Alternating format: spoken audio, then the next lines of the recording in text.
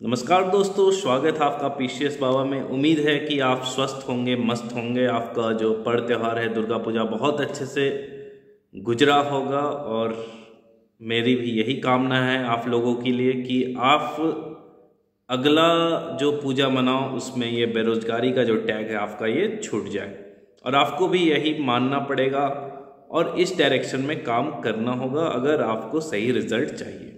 ठीक है, तो आज के वीडियो में हम कुछ मुद्दे पे बात करेंगे। तो अगर ये सब मुद्दे आपके इंटरेस्ट के नहीं हैं तो आप स्किप करके अपना जो पढ़ाई कर रहे हो या कुछ कर रहे हो वो कर सकते हो। ठीक है, सबसे पहले हम एग्ज़ाम के डेट को लेके बात करेंगे, जो भ्रम इधर उधर फैलाया जा रहा है उस पर। दूसरा हम बात करेंगे रिसेंट जो रिज़ल्ट आए हैं उससे आपके आँख खुलने चाहिए, उससे लेके बहुत ज़्यादा भ्रम फैलाया जा रहा कट ऑफ को लेके, तो कट ऑफ को लेके बात करेंगे, क्वेश्चन को लेके बात करेंगे और सबसे इम्पॉर्टेंट बात जो बार बार मेरे टेलीग्राम ग्रुप में या फिर पर्सनली मुझे इस बच्चे स्टूडेंट जो है मेरे भाई बहन जो भी है मुझे पूछ रहे थे कि सर कंटिन्यूटी सुबह से शाम नहीं बन पा रहा।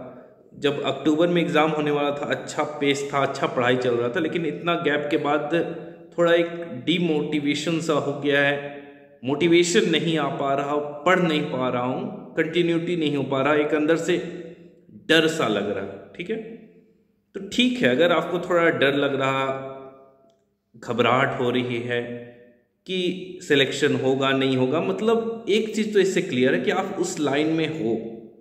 ठीक है, क्योंकि चिल सबसे ज़्यादा खुश दो ही लोग होते हैं, एक जिनकी तैयारी बहुत अच्छी हो चुकी होती है, मल्टीपल टाइम्स रिवीजन कर चुके होते हैं, और तीसरा जिन्होंने कुछ पढ़ा ही नहीं है वो भी मस्त है। सबसे ज़्यादा टेंशन में बीच वाले होते हैं। ठीक है, तो आपको उस बैरियर को क्रॉस करना पड़ेगा, तो उस पर भी बात करेंगे। सबसे पहले बात करते हैं एग्जामिनेशन को। बहुत ज़्यादा भ्रम में अब आपको जीने की आवश्यकता नहीं है। तमाम सोर्सेज से, सचिवालय से, जब भी मैंने जो भी अभी तक का कन्वर्सेशन है, मैंने पर्सनली जो एक दो दोस्त वहाँ काम करते उनसे बात किया तो उनका यही कहना था कि government is full pack ready. कुछ वैसे अगर सर्कमस्टांसेस आ जाते हैं, पॉलिटिकल इनस्टेबिलिटी हो जाती है, कुछ वैसा होगा तभी, नहीं तो अभी आप 99% मान के चलिए कि एग्जामिनेशन होगा। ठीक है, कुछ अगर इधर उधर इशू हो गया तो 5 दिन 10 दिन, but not more than that. जो एग्जामिनेशन का शेड्यूल डेट है उसी पे एग्जामिनेशन होगा। तो अब आप भ्रम में मत रहिए, अपने पैरेलल दुनिया में मत जिए कि अब फिर से डेट बढ़ जाएगा, फिर मुझे मौका मिल जाएगा। This is your last battle, इसके बाद मौका नहीं मिलेगा। इसके बाद एग्जामिनेशन 2 साल में होंगी, 3 साल में, 5 साल में, 10 साल में, कोई गारंटी नहीं है।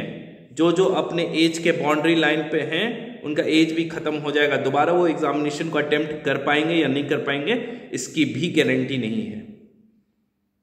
तो अगर अभी कंबल में घुसे हो तो उठा के फेंको उसे, निकलना होगा बाहर। कंबल में बैठ के रिजल्ट नहीं आएगा, तपस्या करनी होगी। खड़े होके पढ़ो, नींद आ रही है तो खड़े होके ऊंचे स्थान में टेबल या बुक कुछ रख के पढ़ते रहो, उस पे कुर्सी टेबल पे एकदम स्ट्रेट होके बैठ के पढ़ना है। इसके पीछे एक साइंस भी, एक लॉजिक भी है कि अगर आपका जो स्केलेटल पीछे आप देख लो, रीढ़ की हड्डी, पूरा का पूरा आपका अस्तित्व, पूरा का पूरा आपका बिहेवियर, आपका माइंड, आपकी memorising power, A to Z, जितना आपका बॉडी में एक्टिवनेस है, सब आपकी ये जो रीढ़ की हड्डी है वो कंट्रोल करती है। तभी आप देखोगे बचपन में अगर आप ऐसे झुक के बैठते थे, आपके माँ बाप एक चमाट लगाते थे, तो ऐसा नहीं था कि वो आपसे नफरत या गुस्सा करते थे। भले उसका एक्सप्लेनेशन नहीं पता था उन्हें, लेकिन सदियों से आ रही परंपरा का ज्ञान था उन्हें कि जो बच्चा रीढ़ की हड्डी ऐसे सीधी करके एकदम एक पोजीशन में, एक पोस्चर में, एक डिसिप्लिन में पढ़ेगा, उसका सिलेक्शन होगा ही होगा। कम से कम एक एक स्टेप बेटर वो जाएगा। अलार्म की घंटी बजती है सुबह 4 बजे, don't give a second thought, नहीं मैं 5 मिनट बाद नहीं उठूंगा, जैसे अलार्म की घंटी आपकी 5 बजे बजे, 6 बजे बजे, बेड से कूद जाना है। उठो, मुंह में मारो ठंडा पानी। त्यागना होगा इस आराम को, डिसिप्लिन में रहना होगा, तभी सिलेक्शन हो पाएगा।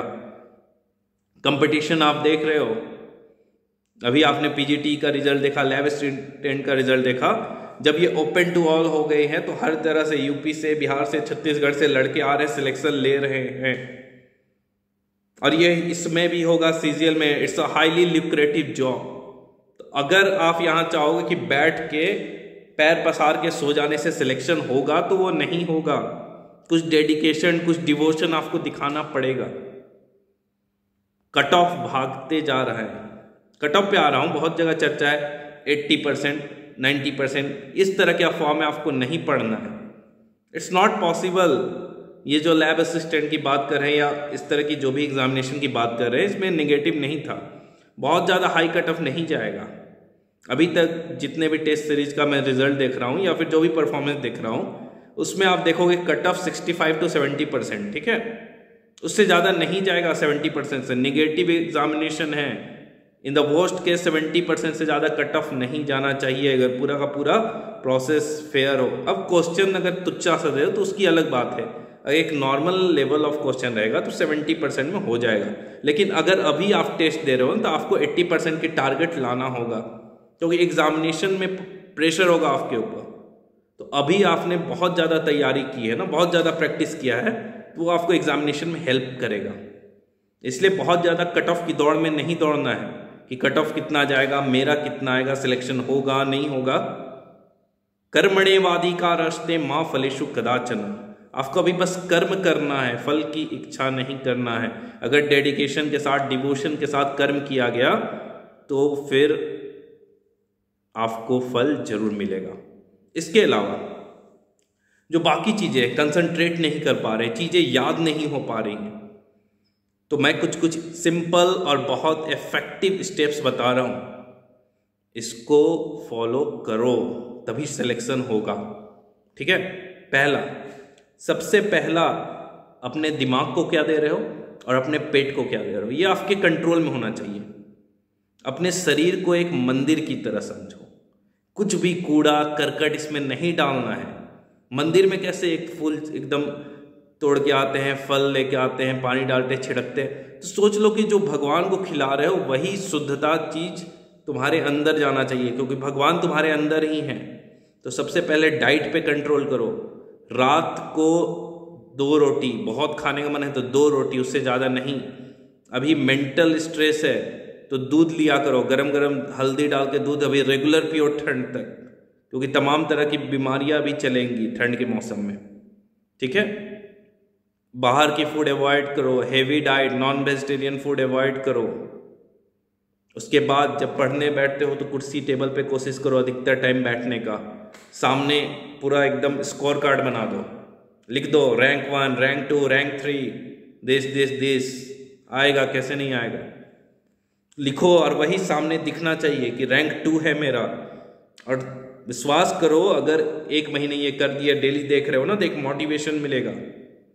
अपने मम्मी पापा का फोटो लगा दो कि उन्हें कितनी खुशी मिलेगी अगर तुम्हारा सिलेक्शन हो जाता है। तो मोटिवेशन बाहर से लेने की आवश्यकता नहीं है, खुद पैदा करो। हर चीज में मोटिवेशन ढूंढो। कभी भी लंबा नहीं बैठना है। टेस्ट दे रहे हो तब अलग बात है, लेकिन जब पढ़ रहे हो तो 1.5 घंटे में 5 मिनट का ब्रेक, इस तरह का ब्रेक लो और छोटा मोटा स्ट्रेचिंग करो, ठीक है। बैठे बैठे जैसे हैंड का एक्सरसाइज कर दिए, हाथ को ऐसे ऐसे करोगे ना, हाथ को झाड़ दिए, फिर मतलब कुछ भी ओम का उच्चारण कर लिए, हल्का फुल्का मेडिटेशन कर लिए, जहाँ पे वहीं रनिंग कर लिए, एकदम स्पीड रनिंग, ये 2 मिनट 3 मिनट का, कि पूरा बॉडी में एकदम ब्लड सर्कुलेशन हो जाए। क्योंकि ब्लड सर्कुलेशन जितना ज़्यादा होगा ना, तो आपका माइंड फोकस रहेगा, एक जगह रहेगा, माइंड डिविएट नहीं होगा, निगेटिविटी दूर भागेगी। इसीलिए मैं बोल रहा हूँ, कुछ भी करो फिजिकल एक्टिविटी के लिए आधे घंटे कम से कम निकाल लो डेली का। बहुत ज़्यादा आपको फिजिकल एक्टिविटी नहीं करना है, 5-10 मिनट का जॉगिंग और स्ट्रेच आउट, और ऐसे बस ओम का उच्चारण शांति करके बैठ जाओ। मेडिटेशन जो भी आपके रिलीजन या फेथ के अनुसार है, उस गॉड को कंसंट्रेट करते हुए मेडिटेट करो। ये छोटी छोटी चीज़ें हैं लेकिन धीरे धीरे आपको बहुत ज़्यादा हेल्प करेगी। मेडिटेशन वो आंधी है जो किसी को भी बहा के ले जा सकती है, चाहे कितना बड़ा भी राक्षस हो आपके सामने, निगेटिविटी का कितना भी बड़ा, वो उसे बहा के ले जाएगी।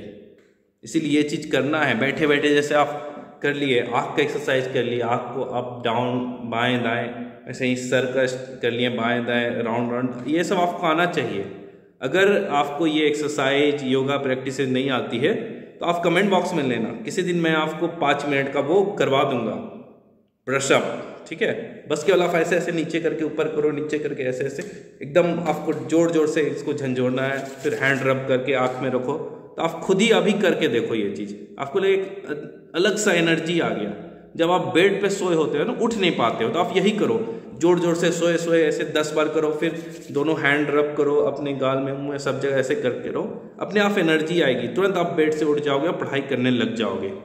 तो जागने का समय है, जानना है, अच्छे से पढ़ना है। स्ट्रेटजी मैंने बहुत बार बना दी है, उसके बावजूद अगर आपको किसी पोर्शन में प्रॉब्लम है, डाउट है, आपको समझ में नहीं आ रहा कि आगे की तैयारी कैसे की जाए, कैसे पढ़ा जाए, तो आप कमेंट बॉक्स में लिख सकते हो, उस पर एक कोशिश करूँगा, मैं वीडियो बना दूंगा।